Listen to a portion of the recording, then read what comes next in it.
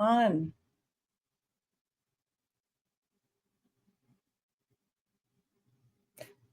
Namaste. This is Deb Shepherd. It's 11:11. We haven't been here for a few weeks, but we want to welcome everybody to join us and let us know where you're from. If this is your first time, of course, I'll do a few readings, but I am going to do a little message to everybody, and you can see some people popping on, which is always beautiful. And yeah, let us know where you're from as well. So, where are you in the world? And we will do readings, but not right off the top. So if you want to keep your questions for a few moments, that would be lovely.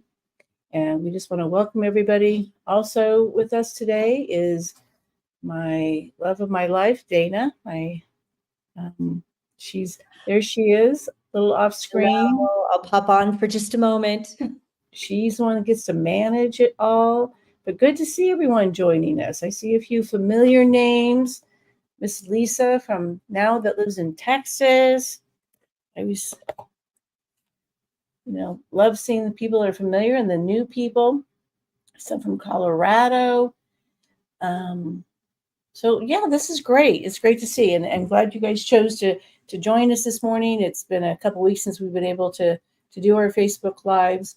And if this is your first time here, sometimes we have a little topic, or I have a little topic. I will pull a card, kind of give everyone a message, and then we'll do a couple of readings to bring everyone together, because I know that's what's exciting, is to be able to hear from your loved ones or what's going on in your life, to get some direction. And look at how many people are joining us. Yay! This is lovely. I know some people, really like things in person, but having the ability to be on this type of a platform gives us the opportunity to connect with people around the world. And isn't that wonderful that we can make our world a little bit smaller and make connections with those that are like-minded or curious, or maybe this is your first time and you're like, what is this all about? So whatever your curiosity is, that's great. I pulled 2 cards, and it's from a deck. Actually, I bought this deck. Dana and I went to Hawaii a few months back. I'm trying to think exactly when that was. When did we go? April? May? May, yeah. Maybe, I don't know. You're in there. This is a deck of cards I had not seen before.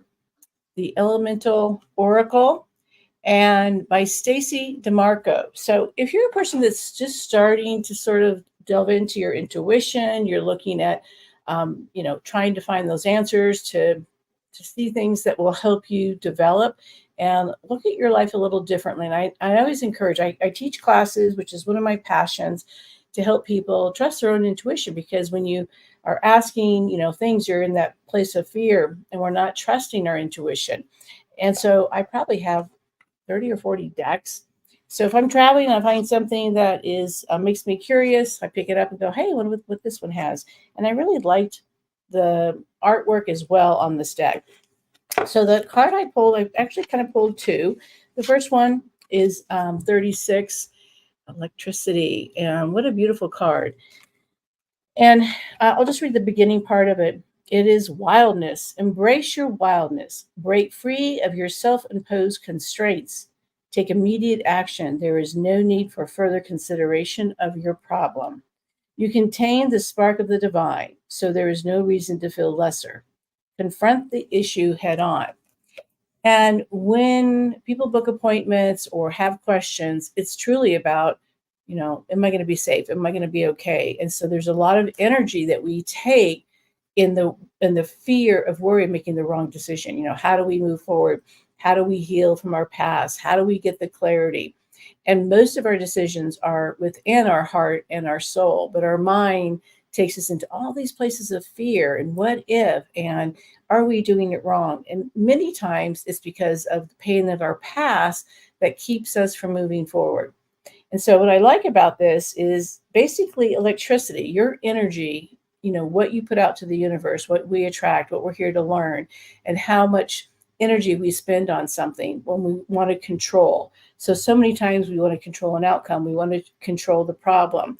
And that never works. I mean, if you look back in your life, you'll realize, I tried to control the situation, and guess what? it didn't work out as planned. So learning to surrender and trust the process that maybe perhaps something better will come of what's happening. So in this card, I think it's also divine to think about how much worry and stress we are putting on a problem. And sometimes we get stuck in the process of wanting control or wanting to tell other people what to do. Or if they do this, then I can be okay and I can heal. And we can't do that. We have to work on ourselves. We have to go within. We have to look at our lessons and what we're here to expand upon. And which I do believe in reincarnation, what are we bringing in from a past life that we're here to heal in that relationship? So my advice to you today is if you're overconsumed about a problem and you're trying to control an outcome, that's a lot of energy. We call it e-coins, energy coins. You're spending so much on trying to manage it so that you feel safe versus trusting that you are in a place of growth for expansion. And these things that are coming into your life are for you to truly expand your awareness, to heal so many different layers, and to trust that you have your guides, that you do have a reason for this process. So many times I've told people, it's the rebirth without the epidural. It can be really painful, but when you get on the other side, you realize the courage it took to go through something that you thought was the ending of something, the ending of a situation. And sometimes when we go into it with certain tools and not the fear, and to make it about that we're right and somebody else is wrong, so many times we hold into a place of, I want to prove that I'm right, versus why don't we look at the situation on a bigger scale?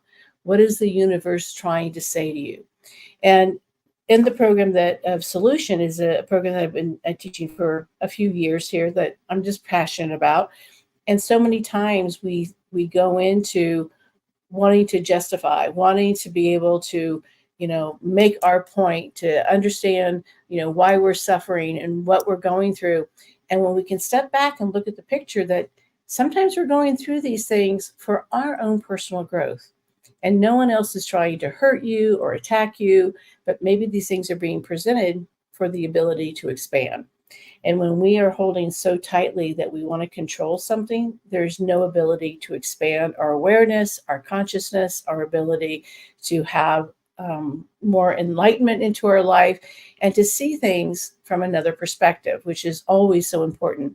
We get so fixated and focused on what we think is right, and we don't look at, but maybe there's more things to look at. Maybe there's more opportunity. Maybe I'm not seeing the full spectrum of things. So if you have something going on today in your life, or you've had something going on here for a while, sit with it, meditate, journal, think about what would be an opportunity for growth. Have you seen a pattern? Because what I will always notice is that there's a pattern that we're carrying through. And we can look at past lifetimes, but also our childhood. What things in our childhood occurred that we're carrying that we never healed. And so many times we push it down. We don't really go within and see, hey, this keeps coming up. Maybe it's something I need to focus on and relook at and shift my consciousness and my thinking and how I approach it. Not always easy to look in the mirror and see where we are attracting these things. So that is the key point, is why do we keep attracting those emotional feelings that we want to avoid versus dig deep and to heal? So bring in a little bit of, wildness. I mean, expressing yourself, trying something, anything that will be different from what you know, because that's where the signs come in from the universe. This is when your loved ones show up. This is when your guides show up, because if you are focused here, you're not going to see it. You want to expand and look around. And when you do that, you'll start getting messages that you didn't expect.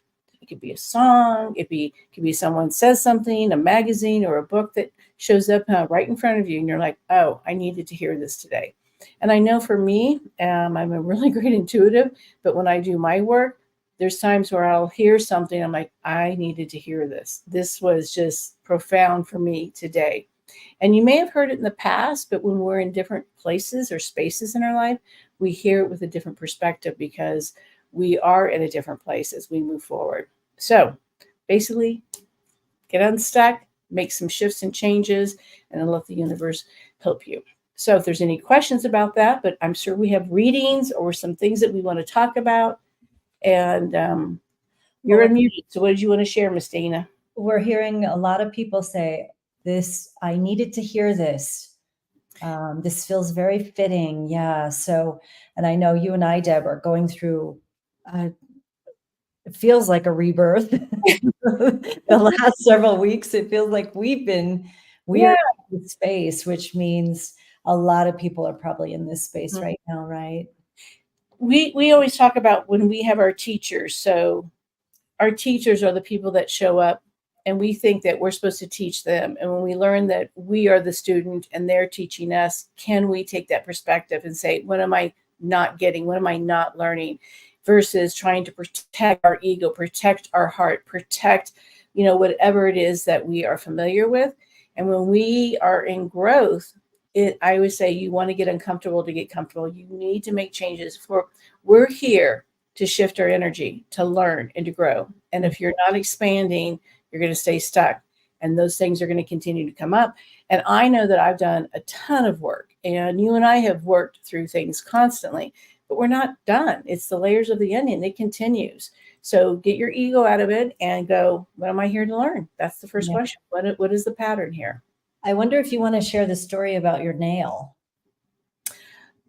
Sure. I mean, just because it feels like there's a lot of, this is resonating with a lot of people. And there's a follower, Erica Molnar. I'm not sure. She follows your page though. And I know she's been around for a while, and she's just started doing neurofeedback, which is something that we've really delved into understanding recently. Blending the mystical with the science is really what your focus is. And so bringing in scientific healing is a big piece of what you do. So that I just found that fascinating that would come up. This is what we've been really delving in the last year, I think, and really now exploring it and sharing it because we wanted to dive deeper and really, get an understanding of it, and so that we could share it. I always think that the physical body that hosts the soul. So here's your soul and here's your body. If you're not getting the lessons, if you're not understanding things, then your body will have pain or pressure to. Sorry, my phone is doing something. The universe is calling. Our body will then be triggered basically to say, you're still not listening and you're still not working on this. You're still not healing. You're avoiding it. And so your body then will reflect those messages. And I have, even though I teach this work, I'm always, helping people find those answers. I too am digging into, my past lifetimes and my contracts in this lifetime. So I have a missing nail here. So you can tell I have these nails, and then I have a missing one. I kept jamming this finger into walls, corners, staircases. I kept doing it. And so eventually I picked up a suitcase and the nail came basically off, and then it just held on for a period of time and wouldn't completely release. And I'd show people and they go, oh, you can think about it. And basically, we think about these little things that bother us, and they keep adding up. And the pinky is also attached to relationships, maybe with your family, the little things that are irritating you. And so that's what was going on. And I just kept, I don't want to deal with it. I don't want to deal with it. And so when I lost the fingernail and it kept hanging on, it's those layers of the onion that we're trying to dig deep into. And there's one more layer. It's like, we just can't seem to release it. And so it was a great metaphor of, what am I holding on to? What am I not willing to release? My body is telling me there's some healing to be done. Am I going to look at it? And, one part of me is laughing, and the other part of it is like, wow, there's still a message. And with that, I also passed at the exact same time, I passed a kidney stone. Well, the kidney stone is also about anger. It's about, releasing and holding on to old patterns or old thoughts. And so everyone does it. It's just how we are as humans. It's our ego of protection. It is the feeling of, I don't want to go into working deeper onto these wounds and the suffering that we're dealing with. So your body is also that reflection to say, what am I not looking at? And it's actually a wonderful thing that the universe says, you're ready to shift into this new place. This is old energy. This is old stuff that you just keep marinating on, and you're just kind of like on the hamster wheel. And guess what? You get to release it, and you get to no longer hold on to that, because you're going to have more lessons. But how long do you want to hold on to this anger or grudge or regret or whatever that suffering is? And if it's about other people, they're not doing the suffering. They're not going through it. You are. You are carrying it. And why do you want to carry that? So those are the questions to ask yourself. And I laugh at times because that helps me shift my energy. But I also know that my body's saying, does your soul really want to carry this any longer? So that's a little tidbit of today's card for the week. And what energy do you want to expend or use to deal with things? How much do you want to push back and not look at it? Or at what time do you show up and go, yeah, it's my time. It's I need to take time for this. And when you heal it, get through it, is such a great release. I think that's what you wanted me to share.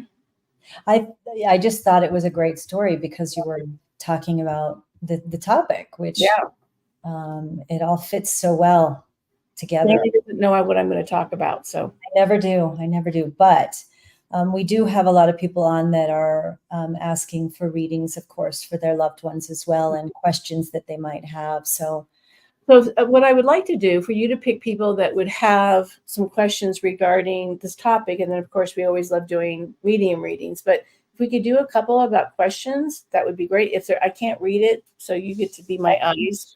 Sure. Mm-hmm. Questions about the topic first. We'll take some of those. And then there's just a lot of confirmation from people. Erica again said her soul is ready to release and let go. Thank you for the confirmation.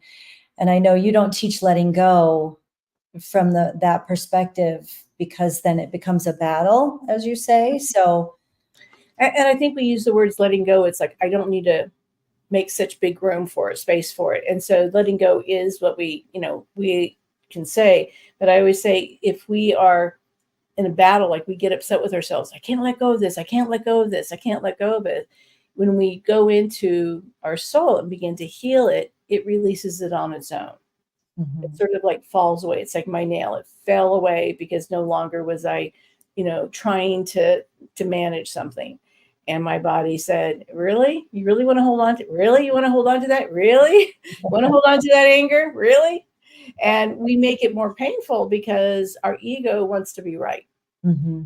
Our ego, what I tell my students is, we're not born with an ego, and we collect our ego by our earthly experiences to protect ourselves. And then when we die, we release our ego. So the ego isn't a benefit. There is a part of our ego that helps us have confidence, but confidence is different than having an ego to protect our fear of leaning into something we're here to learn. Yeah. Well, Dawn down in New Mexico, I'm happy to see her on. She says, I never get tired of hearing what you say, what you have to say.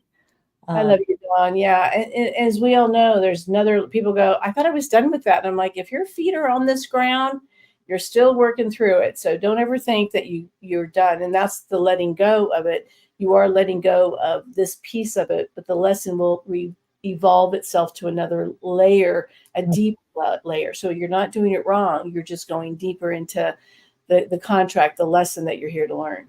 Right. We have Robert saying that he's 75, looking to quit his full-time job. He has a lot of fear of letting go of the job. So that's pretty much right along this topic, right? Yeah, because fear is based on if you probably heard the saying, false evidence appearing real. So the evidence says be in fear because we don't have control. We have to trust that we're going to land on our feet. And so the control piece is, I want to control it so I know I'm okay, but we know that we can't control an outcome. We can't control the economic, the economics in our world. We can't control how people are going to respond or what's going to happen tomorrow or with weather or a car accident or our health. We can only just show up that moment in that space to be present. And our job is to heal the past because we have no idea the future. Even as a good psychic, we don't know the future. We don't. So there's free will, right? Free will. How do you, what I always say, it's how you respond. Yeah. So when the lesson comes into your life, it's how do you respond to it versus how do you want to control, which is a lot of energy of fear. But I do have to say, you're pretty darn good at predicting the future. So okay. Awesome. I just don't get the lottery numbers, girlfriend. So I want the lottery numbers, right? Jennifer Kelly is saying, oh my God, this is me every day. So much anger all the time. Yeah. Wow. This was really important. Yeah. And think about that anger causes your illnesses. Anger is I don't feel safe. Anger is I don't feel enough. Anger is I don't feel loved. And so it's changing the mindset, changing neuroplasticity. Our brain is how do we change our thoughts so that we don't have the energy of anger, that we are healing our soul. And so we program ourselves to be in that place of frustration, and that becomes our normal, even though it makes us unhappy.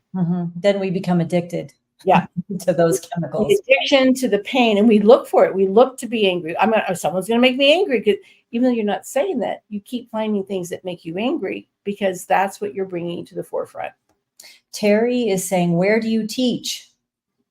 Well, just go to it's called Solution. It's on the website. The next group that can join, I think, is in September. Yep. So, but you try to jump on, Terry. We try to get Deb on here once a week when possible, but at least a couple times a month she will jump on the Facebook Lives. But the true in-depth courses are on the website. So jump in there and you can take a peek at those too.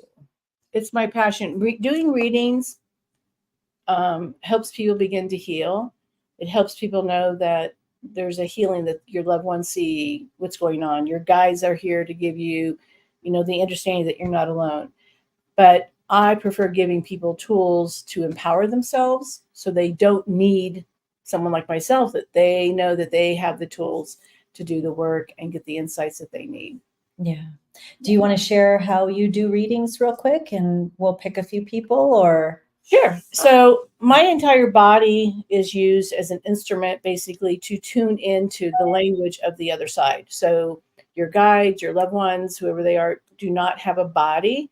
So the communication is a vibration of sound, feeling, emotion, taste, smell, and I pull all those things together. And over the years, I've developed the ability to do like a sign language, and there are symbols and things that I feel in order to interpret.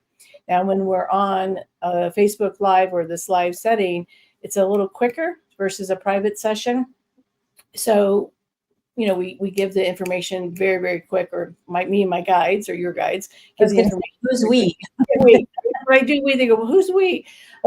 So, it's this quick language that I get. So it's basically a shorthand. And this will age me. When I was in high school, I remember taking shorthand to learn to be a secretary, to take shorthand. And this is the same form. It's a shorthand version of interpretation of the other side, what they're trying to convey.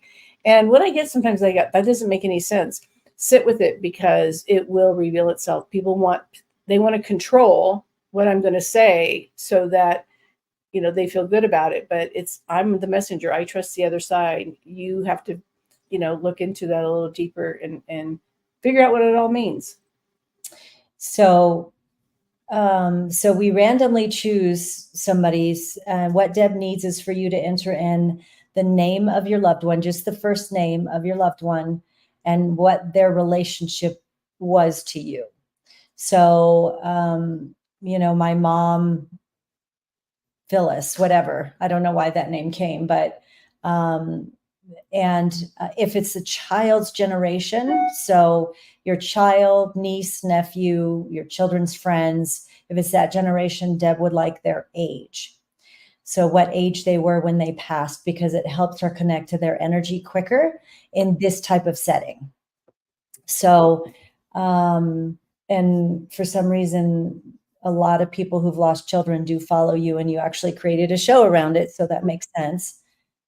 Which is on YouTube. There's lots of people joining from YouTube today too. So we appreciate that, you YouTubers. Thank you. Let's see here. I'm just going to randomly choose from the list of people entering things in. And while she's doing that, she says, and we will pick. And I'm like, I'm not picking. No, I pick. Me and my guides, I guess. Yeah. All right. So first one popping up. We have, how about Laura Anderson would like to hear from her brother, Nell, Nel was his name. Okay. The first thing I get from Nell is kind of an attitude, almost a little bit like he's surprised about this. So I'm assuming that means to me, normally he was probably not a believer that you could communicate with the other side. He's also talking about a recent move or a move that's coming up. And this could be a physical move, like you're moving from another home environment, or you're making a move in your career, or you're making some kind of big move in your life. I also feel like I can't breathe with Nell, but I also feel like this was more unexpected, or this was, everyone was not prepared. There's a little sarcasm from him. So maybe this is a sibling thing or just his personality. He's also showing me dollar bills. And when I get that, there may have been that there was a financial situation when he died, or you're going through some money things, or some financial things are kind of shifting for that as well. And he's also saying, can you not hold on to what happened? And I'm assuming that means around his death. So maybe a conversation before he died, or maybe, didn't get to say goodbye, whatever those things are. I'm assuming it's for you, Laura, but it could be someone else that is holding on to that he's trying to connect with. I'm also seeing an older man with him, and it feels like it might be like a grandfather figure. It doesn't feel like your father. So could be, but I feel like there's an older male that he said he's with, and a couple dogs. One, kind of a medium-sized, stocky dog. So this could be your dog, childhood dog, his dog, someone in your family that he's bringing through. So if this is a good validation, please let us know so that other people know. And I like to hear. My ego says, yeah, I want to know if that was right on or not. So any feedback would be lovely. Yes, type in your validation on the reading when you receive one. That really does help. Karen wants to connect with her son, Dustin, and his age was 30. He feels familiar. Has she? I get Dustin before. I feel like he's either been here before, or I've had a reading with him before, or he feels really familiar to me. So that I don't know if that's true or not. I feel an unexpected death for him too. He's showing me like there was a lot on his plate, but not letting everybody know. So I feel like a little bit a feeling of being overwhelmed. And I feel like he's not letting people know that he had a lot going on. He also feels like, I feel like this is a good guy, a good, someone that was a caring person, someone that really came from his heart. But I just feel like overly stressed, overly, just overwhelmed with a lot of stuff in his life. And he's also saying there's nothing you could have done. So if this was an accident, or this was, a suicide, or this is something that you thought you could prevent or help him with, and he's just letting you know, no, this is his. He is letting you know he's okay, because anyone that loses a child, we want to know, is their child okay? Who are they with?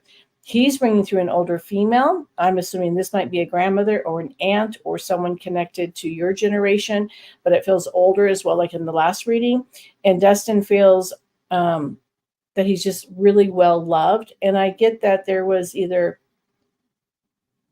something about his service. So this could be some challenges around what happened at the service, or there was some things around the service that you were wondering, did he see? And he's like, got it. I got it. So if that makes any sense to you, I hope you share it too with people online here.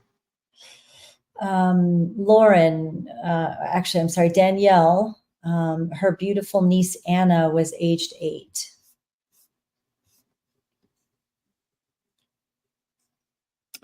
This feels like and again, just way too young, and I'm so sorry. I feel this really like little angel. I think people feel like they call her their little angel is what the word I keep getting. And this could be that they're calling her that now, this thing. And I feel like the sweetness with her. I feel like there was some challenges before she passed, either around her or during her health. And I'm seeing hands are tied, which means perhaps there's things that couldn't be done to keep her here. So whether this is the medical community or the law couldn't intervene, something could not be intervened. Again, this is just a short reading. She feels like there's been something done in her name.